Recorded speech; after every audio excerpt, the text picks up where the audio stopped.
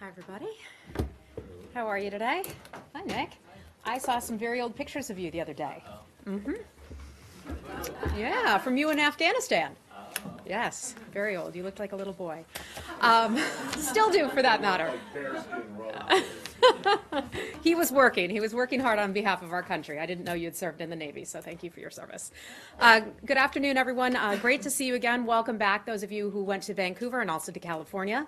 A couple things I want to start out with today. First, providing some of the deliverables that came out of the Vancouver meeting. As you all know, on January 16th, pardon me, Secretary of State Rex Tillerson and the Canadian Foreign Minister co-hosted foreign ministers and representatives of 20 countries from around the globe in Vancouver to demonstrate global solidarity in opposition to North Korea's unlawful and dangerous development of its nuclear and ballistic missile programs. Participants in Vancouver emphasized the urgency of addressing the current instability precipitated by the DPRK's unlawful nuclear and ballistic missile development. In order to persuade North Korea to abandon its current course and create conditions conducive to dialogue, they stressed their collective resolve to undertake the following concrete actions in a co-chair statement that was issued. Among the things they agreed to: support progress in the inter-Korean dialogue in hopes that it leads to a sustained easing of tensions, maintain readiness to support a political solution, and recognize China's special role and responsibility to contribute to the effort. Work closely with partners in the region and globally, including China and Russia, to ensure full and effective implementation of existing sanctions on North Korea, particularly through enhanced information sharing and expanded support to the UN panel of experts to combat sanctions evasion. To further strengthen the international pressure campaign through diplomatic advocacy with states that lack the political will to implement the sanctions. Help build global capacity to effectively implement sanctions and prevent proliferation financing, including from criminal activities and cyber operations. Sever financial lifelines for all of North Korea's weapons of mass destruction programs, including through enhanced coordination within the region and internationally. Counter North Korea's maritime smuggling in accordance with relevant UNSC resolutions, including measures to stop its unlawful use of ship-to-ship transfers. Agree to consider taking steps to impose unilateral sanctions and further diplomatic actions that go beyond those required by the UN Security Council resolutions. Finally, undertake preparatory efforts to outline principles and requirements for a verification mechanism sufficient to guarantee the complete and irreversible dismantlement of all of North Korea's weapons of mass destruction programs and related delivery systems. I can work to get you a copy of this if you all would like that on paper. Secondly, our Deputy Secretary John Sullivan will be traveling to New York tomorrow to represent the United States at a ministerial level United Nations Security Council session on building regional partnership in Afghanistan and Central Asia as a model to link security and development. That session will be chaired by Kazakhstan, which currently holds the Security Council presidency. The Deputy Secretary will also hold bilateral meetings with participating ministers from UNSC member states and also the region. And then finally, I'd like to announce the Secretary's upcoming travel next week to Europe. Secretary Tillerson will travel to London, Paris, Warsaw, and also Davos, Switzerland, January 21st to the 27th. On January the 21st, he'll arrive in London, where he will meet with Foreign Secretary Boris Johnson and National Security Advisor Mark Sedwill to discuss our cooperation on issues of mutual concern around the world, including Iran, Syria, Libya, North Korea, and also Ukraine. While in Paris on January the 23rd, he will meet with senior French officials to discuss global issues of mutual concern, including Syria, Iran, Lebanon, Libya, and DPRK, and Ukraine, in addition to other areas of bilateral interest. He'll attend the launch of the International Partnership Against Impunity for the Use of Chemical Weapons. The Secretary will then travel to Davos, Switzerland from the 24th to the 26th. He will participate in the 2018 World Economic Forum. During the forum, he will follow President Trump's schedule of meetings. Finally, the Secretary will travel to Warsaw on January the 26th, where he will meet with senior Polish officials to discuss a range of issues in the strong U.S.-Poland bilateral relationship, including global challenges, regional security, and economic prosperity. Whew. And after all that, I'd be happy to take your questions. Where would you like to start? I want to get the policy questions in a minute, but first I have to ask about the preparations for a potential government shutdown and the impact on the State Department. Most Americans have only one interaction with the State Department, and that is when they apply for a passport. Most foreigners have only one interaction with the State Department, which is when they apply for a visa. Will either of these two processes become victim to a shutdown if one happens? Yeah, well, first let me start off by mentioning to everyone here, the current continuing resolution expires at midnight tomorrow, January the 19th. We are putting in place prudent management of this. Our Secretary's office right now is reviewing all the available options as to how we should handle some of the decision-making going forward if this were to happen, if there were to be a government shutdown. We will be prepared for all contingencies. I want to make that clear, including the possibility of a lapse. That would mean a government shutdown. OMB, the Office of Management and Budget, has requested that all agencies determine ways to minimize the impact on the American people. Matt, I think that would fall under visas and passports and the like. This is what we're doing here from the State Department. Some of those decisions are still being made, exactly what services we will be able to provide and which ones we will not. So there has not been a decision made? We have not made a decision on that just yet. And what about the Secretary's travel plans? You've just announced that he's going to Europe next week. Would he still go? Yeah, I've spoken with the Secretary's office about this, and what I was told is that, the Secretary will follow the regulations very carefully. He's someone who does that. He likes to adhere to agreements and rules and all of that, so he will follow the regulations carefully, but we're not going to make any decisions until we need to. One question about that, Yeah. next week. Unless I missed it, did you say anything about whether the Secretary will participate in London in any kind of ceremonies associated with the new embassy? So as many people know, we opened our new embassy earlier this week. I think it was January the 16th on Tuesday. That was the official opening date of our new embassy there. Our staff members are still transitioning from the old building to the new building. A lot of people are there in the new building right now, but there are still some people who are working out of the old building. The bulk of our staff did transition over. We do not have a ribbon cutting ceremony as some might expect at this point, but we don't have anything on the schedule right now. But if we decide to put something on the schedule, then we certainly will let you know. On the Secretary's travel. Yes. I think you mentioned a number of Middle Eastern countries he was going to discuss there, including, if I heard correctly, Iran, Syria, and Libya. But I know that I did not hear Iraq. And he's talking about those countries, like Iran to the east of Iraq and Syria to the west of Iraq, but not the country in the middle? I imagine it will come up, certainly, Lori. There probably aren't many discussions that take place surrounding the countries in that region without mentioning Iraq as well. Okay? So on the possibility of a shutdown, how much guidance is the State Department getting from the White House on some of these decisions? Well, it's really the Office of Management and Budget. And then the Secretary is given, my understanding, this is my first time through it, so forgive me if I'm stumbling a little bit. Coming from the private sector, I have not had experience in this personally before. My understanding, though, is that the Secretary has quite a bit of leeway in which he can decide how to implement certain things, what things to keep open, how to determine where staff goes and all of that. And so that's something that the Secretary is currently reviewing, how we will handle that. My understanding is also, though, that our embassies have a lot of discretion over how they will handle their staffing. One of the things that we will not pull back on, though, however, is areas of national security and areas of our own staff security. That will all stay in place fully.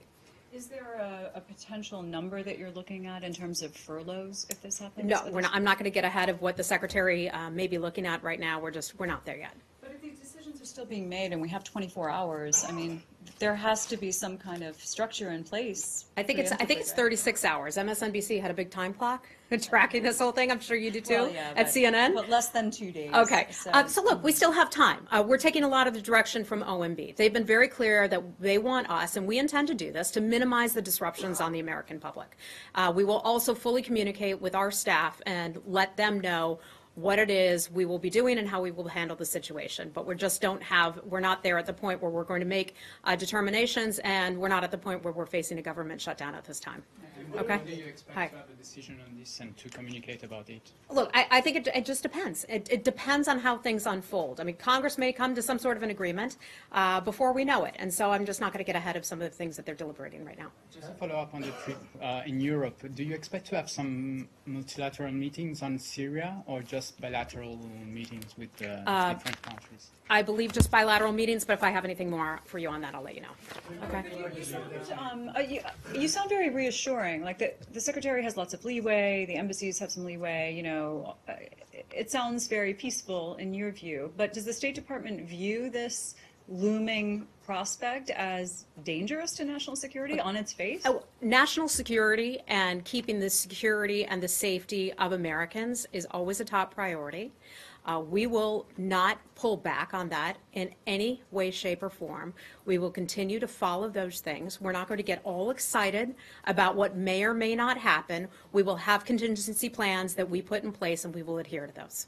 I'm not clear on the Sure.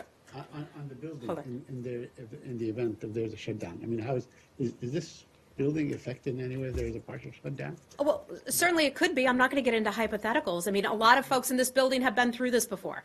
Matt Lee asked a question about what will happen to passports and all of that. Legitimate question. Some of that is still being decided, but we will communicate fully with our staff so they will know exactly what we're doing. Okay? Going back to the Yes. U.S. Embassy in London, so you don't have any ribbon cutting or other ceremony now scheduled, you might add one. Is there any squeamishness on the part of the Secretary to do anything about the embassy, given the criticism that the President has made of its location and cost and so on? No, not at all. Look, the Secretary has a very busy schedule when he goes to London, has a lot of people that he wants to meet with. The embassy is, even though a lot of our people are over in the new embassy location, we still have a lot of people, or quite a few people, who are in the old location. We pushed to get this embassy opened pretty quickly, so it's almost a miracle that it's open on time. Many of you have probably done additions on your homes or built houses or watched buildings as they go up. They always take a lot longer than you anticipate. So we're just not at the point where we're going to have, you know, this big celebration of that, but we're certainly happy that our folks are in place there, and it's open. It's a beautiful building, and would love to host you over there if you're in London. So, Okay. hold on. You just said the Secretary has a lot of people he wants to see when he's in London? Yeah. You named only two, I think. Well, he has a busy schedule when he's over there. He has a busy schedule when he's over there. Matt, some of the schedule is still developing and still underway. Additional events in London? Possibly. I'm not going to get ahead of what the Secretary is planning, but we, you know, if any of this changes, I'll let you know. Okay? All right. Let's move on to something else for now. Yeah. Yeah. Do you have any numbers you can offer us? I'm new to covering shutdowns as well. So like my understanding is that last year, if not all of the money was used, then the State Department has some money that they can still use going forward. Do you have any numbers to offer us? I do not, in terms no. of that? Nope. Okay, and then one follow-up question on Deputy Secretary Sullivan. Is he going to meet with Lavrov tomorrow? I don't have any additional meetings to announce for you. Okay? Hi, Carol. Said that consular affairs would be 100% operational throughout the world as long as the money's available. Do you know if money has been set aside? I do to not know keep that. it I do open? not know that. The Secretary is reviewing all of this right now. I know it's on his desk, and so when we have something to announce, we'll let you know. Okay? Yeah, sure. In December, the comptroller sent a note to UNRWA saying the U.S. would honor its, or would commit to 45. I'm sorry, I thought you said Turkey. UNRWA. Oh, that was you. Okay, it sounded like it was coming from you. Okay, go right ahead. You want to talk about He's a it? ventriloquist. The U.S. pledged $45 million for UNRWA as part of, in response to its West Bank and Gaza funding appeal. What's the status of that funding? The other day, we announced that we were sending a voluntary contribution to UNRWA, $60 million. We announced on Tuesday also that there was an additional tranche of money, $65 million, that was being held at that time that we could choose in the future if reforms are met, if UNRWA agrees to undertake reforms, if other countries agree to pitch in and provide money, then we could provide a $65 million tranche. You mentioned a $45 million figure, and that was for food aid. That was something that we had planned to make a contribution in early 2018 for that $45 million for the West Bank Gaza emergency appeal, and that was simply for food aid. We routinely provide them with that type of forecasting. At the time, though, when we provided that note, that information to UNRWA, we made it clear that it was a pledge, it was not a guarantee, and that it would need to be confirmed later. At this time, we will not be providing that, but that it does not mean, I want to make it clear, that does not mean that it will not be provided in the future. So, I just want to be clear, so the commitment that was made in that letter, you're saying, was not a formal commitment, it was just a promise? It was a pledge, and it was a pledge that we made very clear that we would need to confirm later.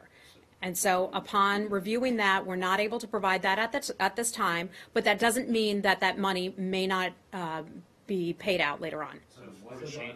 So what changed between the time that letter was written on December 17th and when the decision was made? I'll see what I can find for you on that, okay? Wait a second, are Yeah. you serious? What changed between? No, Syed, hi. hold on, you have no other response, then I'll see what I can get. I'll see what I can get for you. I mean, at least I'm trying to provide, offer to getting you an answer. But here's the issue with this. I mean, it's my understanding that this 45 million would have been a part of the total contribution for 2018 that's in the 300 million, 350 something million range. Is that correct? And also, is it, if the 65 million that's being withheld now is actually released, could the 45 million come out of that? We have not designated exactly how that $65 million would be spent. I mean, some of this is subject to reforms taking place and other countries stepping forward and agreeing to provide money as well. Okay. Well, one of the big complaints that you guys have had with international organizations and pledging donors conferences is that people, go and they make these pledges and then they never pay up. Mm-hmm. Isn't that exactly what you guys are doing here? Look, Matt, we said that the pledge would later need confirmation, Yeah. and upon review, we are not able to confirm that and provide that at this time, but that does not mean that we won't provide it in the future. Okay, well, this is a complaint that successive administrations have had about donors conferences, about people anteing up their contribution. Look, and we are now you're guilty of reviewing it. doing the same thing. We are reviewing it. No? I said we are reviewing it. Isn't we this are reviewing doing this, exactly Matt. the same thing that you criticize other countries for? Matt, Isn't it? we made it very clear that we would have to take a look at it and that it would later need to be confirmed. I'm not saying anything beyond that. Syed, hi. To understand, the 45 million is different than the 65 million, correct? So altogether, we're talking about 65 We million. have not designated how $65 million would be spent. We've not made any decisions about that. That's a tranche of money that could possibly end up going to UNRWA.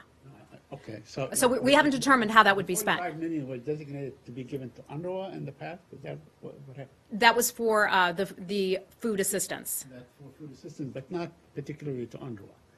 Who was to distribute it? I don't know the answer to that. I don't know literally who would actually distribute the food. I believe it was through UNRWA. The other day you said that this is purely organizational, it's not political in any way. You want to see UNRWA do some reform, and you like other countries to sort of pony up and give some more contribution. Well, Belgium did that yesterday. I think they pledged or They announced that they would? $23 million. Is that the kind of thing that you like to see other That's countries right. do? I hesitate to comment on what Belgium had said it will do. If what you tell me is correct, if other countries are agreeing to step in and provide additional money, that would be exactly the kind of support that we would be looking for, that we would hope go for UNRWA. But you are aware that the money that the United States gives to UNRWA, it's not a charity, it's a commitment. It's a pledge that they made back in 1950 since the Truman administration. So is it something that the U.S. can back away at will? Look, one of the things that needs to be done, and we talked about this the other day, reforms need to be made. Currently, there are a lot more refugees in the program, covered by that program, than in years before. That number has increased. The money coming in from other countries needs to increase as well to continue paying for all those refugees, including many countries in the Arab world as well. So we're asking countries to do more. Fundamentally, we just don't believe that we have to be the chief donor to every organization around the world. We are looking for other countries to step in. There was a provision for. Why not? Well, it's the richest country in the world, is Yep. it not? And we continue are to the have most generous country on the planet. We continue to be. And now you're doing Okay? something with this 45 million that you complain that other countries do or don't even make the commitment. I mean, what's worse, not even making the commitment and then pulling back on Matt, it? I'm, or I'm, not I'm making sorry it that in the you're first place? offended by this decision at this point. No, I'm Okay, not. I'm sorry that you are, but fundamentally, the United States believes that it doesn't have to be the top donor to every single program around the world that helps people. We are the most generous nation, and any American out there will certainly know that about the United States and the American people. When something happens, the American people, the U.S. government, is often the very first to step up and to do the most. That hasn't changed. We have not backed away from that, but we will also ask other countries to do more. We've asked that with NATO. We've asked that with many other countries around the world that the U.S. government is involved with, and I don't think we're going to apologize for that. I think there's just, can I just, Oh, wait, Let me hold on. just- I let me can't. We just say can't one do thing. three people at a Let me time. just say one thing. I am not offended by this. I don't know why you think I am, but I think that, but it is, I think, a legitimate question to ask why it is that you're pulling back on something. Excuse me, why you're doing something that you complain about when other countries do it. And I think the next question is, excuse me, pertinent as well, which is what changed between when the commitment was made and the decision not to send it, because it seems to. Look, we said if that you we look would at have, the- we if said the- that we would have to review it. If you look at the We can calendar, spend what all happened the was- time today, if you want, on that, but I'm not going to have anything additional for you on it. I will see what kind of information I can get you in addition to what I've already provided, okay? some of the just the last thing, I think some of the confusion is also that the secretary, in his town hall remarks, at the end made a big show about how he ascribes to the code of the West, where your word is your bond and a handshake suffices, and then that's all that's needed. And I mean, that letter seems like a pretty clear case where the U.S. says we plan to give you this money, and the secretary is now saying no. Sorry, our word was not our bond. No, decisions are still being made about this, okay? I am not ruling out that this won't come in the future, okay? Let's move on. I don't have anything more for you on this, and we have, listen, I don't have anything more for you on this, Saeed. I'm going to have to move on to other people because we have a lot of other topics to cover, okay? Saeed, another time. Lori, I know you probably want to talk. Turkey. Oh, guys. The Turkish foreign minister has said that your position on an SDF border force in Syria remains unsatisfactory. What's your response to his statement? He did say that is unsatisfactory? Yes. I- The secretary spoke. I was not aware of that, but the secretary, I think, addressed that very clearly yesterday, in which he said it was unfortunate. Someone clearly misspoke about the activities taking place. This is an internal security force that the United States is involved with. The main reason we are there in Syria is to fight ISIS. That has not changed. That is our main focus there. I'm sorry that the Turkish individual feels that way, but let me just remind you some of what the secretary said about this. Quote, we are not creating a border security force at all. We've shared with the Turks what we are doing. We are trying to ensure that local elements are providing security to liberated areas. He goes on to say, this is just one more training and trying to block ISIS from their escape routes. In addition to that, and I think the best place to point you is to the Department of Defense. They put out a note yesterday in which they clarified some of the activities taking place and additional details about that. So I'd have to refer the Turks to the DOD memo that went out. The Turkey also looks like it is about to invade the Kurdish canton of Afrin in the west. Is that how you see it? And what's your comment on those apparent preparations for an attack? Yeah, well, we certainly don't know that that would be the case. We would call on, certainly on the Turks, to not take any actions of that sort. We want everyone there to keep their eye. I'll go back to something I said when we were talking about Iraq and the referendum, to keep their eye on the ball. And the focus needs to be on ISIS. So we don't want them to engage in violence, but we want them to keep focused on ISIS. Do you oppose any Turkish attack on Afrin? Look, at this time, we want people to stay focused on ISIS. Okay. So It's unclear about what exactly Secretary Tillerson is pushing back on in this. I mean, clearly the State Department doesn't like this being characterized as some type of, new thing where we are emboldening the Kurds to do anything beyond fighting ISIS like we've been helping them do for a long time now. But I mean, is he saying that when the Pentagon says we're going to try to come up with a force of 30,000 people, that's wrong, or is he just disputing the I would, label of? I would have to refer you to the Department of Defense on that. I think they were clear in the statement that they put out, so let me just refer you to them on that.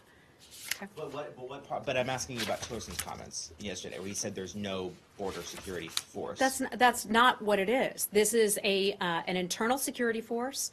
Its mission is to focus on ISIS, not to do anything else of the sort. To maintain, look, I'd have to refer you to the Turkish government about what they became so concerned about, and the fact that somebody misspoke. And I'm not going to name any names, and neither is the secretary, but somebody clearly just misstated their policy. It's as simple as that. People make mistakes, and we all make mistakes. Okay. We're going to have to move on. Okay, go ahead, Johnny. Afghanistan, do you have anything on the tensions surrounding the leadership transition in the northern province of Balkh? The reason I ask is after Vice President Pence talked to Afghanistan's President Ghani, their supporters of the President Ghani and Governor Noor have different interpretation. Is the United States taking side? What is a message to their supporters? You know, I know one of the things that President Ghani has wanted to do is certainly crack down on corruption. They have indicated that what you're referring to would be a part of that. Some of these things would just be internal, internal events that would take place within a certain country that we wouldn't necessarily weigh in on. We support President Ghani. We have a good relationship with the Afghan government, as you well know. But I think we regard that as an internal matter. Is the fact that Vice President Pence spoke to President Ghani an indication that the U.S. is supporting Ghani's authority to appoint a successor? I think I'd have to refer you to the Vice President's office since he had that conversation. I was not a part of that conversation. Okay? Yeah, go right ahead. Hi. If you have seen the assertion, what is the U.S. reaction actually to the Pakistan Prime Minister Abbasi saying that there is no case registered against Hafiz Saeed Sahib, he's called him Sahib very, with respect. So while this is the guy on whom we have $10 million on his head and all that on his arrest, so what is the U.S. reaction? Have you reached out to them? So we've certainly seen the reports about this, that the Pakistani government has said that no case has been registered against this individual, Hafiz Saeed Sahib. Many of you may recall we talked about this a couple weeks ago, about who this individual is. We regard him as a terrorist, a part of a foreign terrorist organization. He was the mastermind, we believe, of the 2008 Mumbai attacks, which killed many people, including Americans as well. We have made our points and our concerns to the Pakistani government very clear. We believe that this individual should be prosecuted. The Pakistani government released him from house arrest not that long ago. We believe that he should be prosecuted to the fullest extent of the law. He's listed by the UN Security Council 1267, the Al-Qaeda Sanctions Committee, for targeted sanctions due to his affiliation with Lashkar-e-Taiba, which is a designated foreign terror organization. So I just want to remind people of that, of who this individual is, and make it clear that we have addressed our concerns with the Pakistani government. Just a quick follow-up. You have. We have about 5 minutes left, so okay. let me just move on so we can get some other regions. Cindy, hi. Hi. Yeah. On the diplomatic fallout over the comments about immigrants, 78 former U.S. ambassadors to 48 African countries have sent a letter to the president asking him to change his assessment on African countries and their citizens. Could you react to that and give us any update on the diplomatic? Sure. Some of this is what we covered the other day. Let me first point out that the president has said that he did not make those comments, that there were other individuals in the room who said they certainly did not hear any comments of the sort. So there's obviously some back and forth on this. So I'm going to refer to these as alleged comments because we've not been able to prove at any point that the president did in fact say that. With regard to the letter that you are referring to, I think I would just say that our record of working with African partner nations is very good. We have a broad relationship with many of the African nations. We do a lot of work with them, whether it's reconstruction, whether it's capacity building in other countries, working on counterterrorism. PEPFAR, the program to help those who suffer from AIDS, is a very important program to us. If you haven't been over to our Diplomacy Center, we have a wonderful setup where we show the success of the PEPFAR program. So why I'm telling you this is that our relationship with African nations is much broader than any one alleged comment that was made. I think the people on the ground that we work with in the African nations know very well of our commitment here at the State Department and the United States government, that we have a commitment and a value we value those relationships. And Embassy's been given talking points to if and when that they're asked about this by their host governments, and if they have been, have they been instructed to refer to these comments as alleged comments and suggest that they might not? Matt, I'm not aware of that, but it is a fact. It is a fact that the president has said he didn't make those comments, and it is a fact that there were individuals in the room who said that he did not as well. That is why I refer to them as alleged. Okay. I mean, I just want to know if State Department employees are asked about this by foreign governments. Matt, I'm not aware of any guidance that went out to our embassies. Again, let me say I'm not aware. Perhaps something did go out that I'm not aware of. I know you asked that question the other day. I was not here last week. I would assume that if something were to have gone out, it would have been last week. Okay. Has the Secretary personally had conversations with his counterparts in some of those countries over these comments? I believe that the Secretary, let me double check this, but I believe he addressed this to reporters yesterday on the plane coming back, and I believe he said that it did not come up in a gaggle of sorts that he did with reporters on the plane coming back from Vancouver. Okay. Pardon me? Is he still planning to go to Africa? That is a plan. We are planning to go there I think within about 2 months or so. Okay? Jenny, and then we're going to have to leave because we're hosting the Jordanian foreign minister upstairs. On Vancouver foreign minister talks Yes. last week. And was there any discussions about blocking the sea against North Korea? In terms of a blockade of sorts, I'm not aware of that being a part of the conversations, but I know that one of the things we were talking about is how we can best use the UN Security Council resolutions that call for certain things. There might be a way that we can and other nations can prevent ships from entering various ports. I know that's something that a lot of the countries are looking at. That's not something, though, that they necessarily came to an agreement on. Okay? Completely any agreement with that? No, and I think part of that Department of Defense would be involved in that as well. Okay? I have time for one last question, and sir, tell me your name again. I'm sorry. No, I've got one last question because I have to be upstairs, otherwise I'm in trouble. Go right ahead. Jahan Ali from Airway News TV, Pakistan. The President Trump in his tweet calls for tough actions against Pakistan, while the CENTCOM Commander General Joseph, in a telephone talk with the Pakistani General Bajwa, says that these problems in the relations are just temporary, and U.S. forces has no intentions to act against terrorists in the Pakistani territories. I'm just wondering. The question is that is the White House, State Department, and the U.S. military are on the same page regarding relations with the Pakistan? Obviously we have had some challenging times with the government of Pakistan. We expect that Pakistan should do a lot more to address terrorism issues. That's something that we've been very clear about all along. The news that we had that came out a couple weeks ago about our decision to withhold some of the security funding for Pakistan. Any comments, however, that were made by members of the Department of Defense, I can't comment on those, so I'd have to refer you to the Department of Defense. But I would say administration-wide that we were all on the same page with our relationship. Pakistan, Alice Wells in Pakistan. So is there a kind of new message delivered to the Pakistani authorities on that? I'm not aware of any new message that she's delivering, probably the same message as we have for some time. Okay, thanks everybody. We got to go. I'm sorry we have to cut it short today.